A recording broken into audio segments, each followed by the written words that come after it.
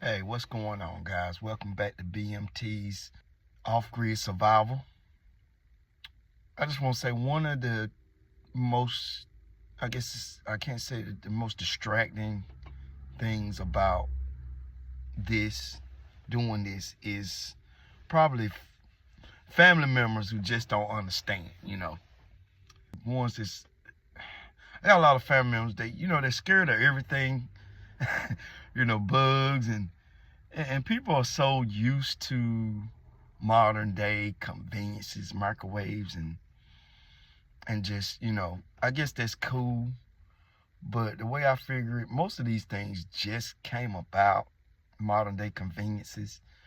And, our ancestors, they lived like being off grid today was just a Wednesday for, my great grandma and them, you know.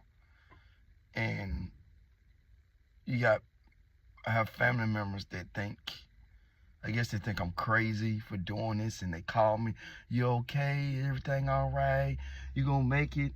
But like I said, I've been preparing for this, and it's not that bad. I'm not scared of bugs, and I actually like roughing it. I grew up in the projects.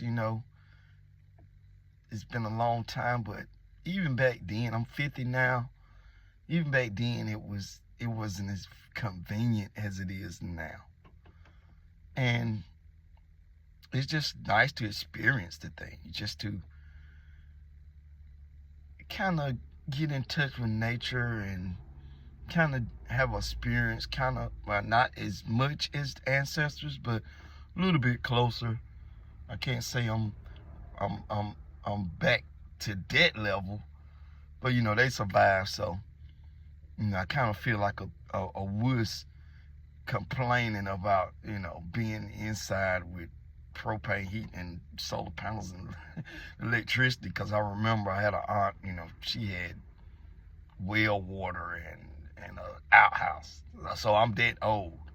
I'm older than indoor plumbing. So yeah, one of the things that you gotta get used to is your family members just thinking that, because everybody wants you. Well, maybe you should come stay with me during all this, and maybe I don't want you being out there and this and that, and this is like what I wanted to do. So when people tell me they don't want me to do something I want to do, it's kind of counter against my little mission, my adventure.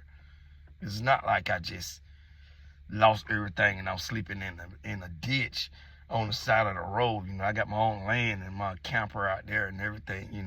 It was kind of planned for years, and people who are so used to modern conveniences, they think you're doing so bad. I don't know. I haven't even been, out there to check it out or anything.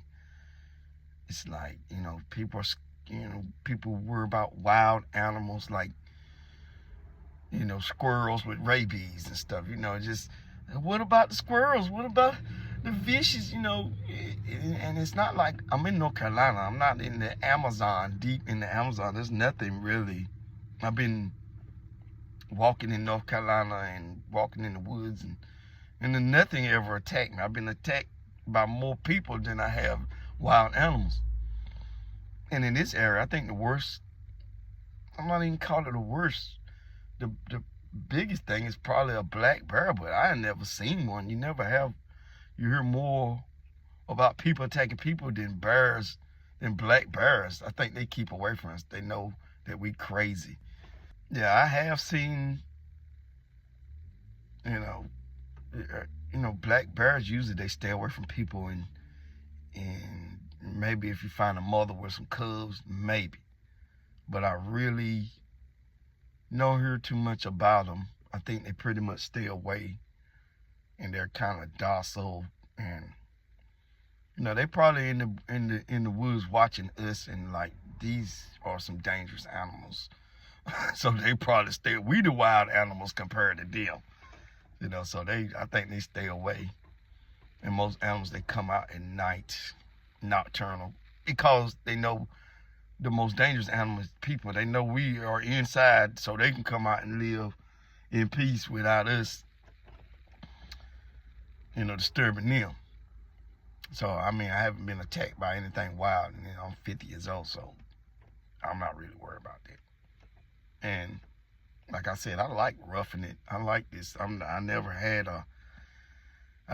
been in the Boy Scouts or never had camping trips with people.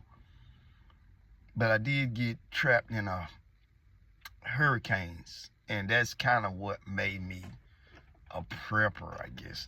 Being on the coast, East Coast, in Hurricane Alley. So, and that's pretty much what this video about. Just, people don't understand. Don't let people deter you from doing what you want to do. Because I think I'm more prepared for this than probably my whole entire family. And I do have family that support me and they understand, but still they, like when the cold come through, they go, well, don't you want to come stay with me? Don't you feel safer? I'm like, no. The cold is the cold. Anything can happen. I'm not even on the power grid. And if the power grid go out, y'all short. So I'm still going to have power because I'm not, I got my solar panels generator and all that. And, I got enough propane to last me. So why would I come to town and the power go out and then I'm going to freeze anyway? But, it's an adventure. And I can say working since I was 15, I've been in a box. I can say life is a box. You work, you go home, you sit down, look at TV, you go to sleep, go back to work again, and just the cycle continues. The cycle continues, and it was becoming like, is this our life for? Just to go to work, come home, watch TV, eat, go to sleep, wake back up, go to work, come home, pay bills.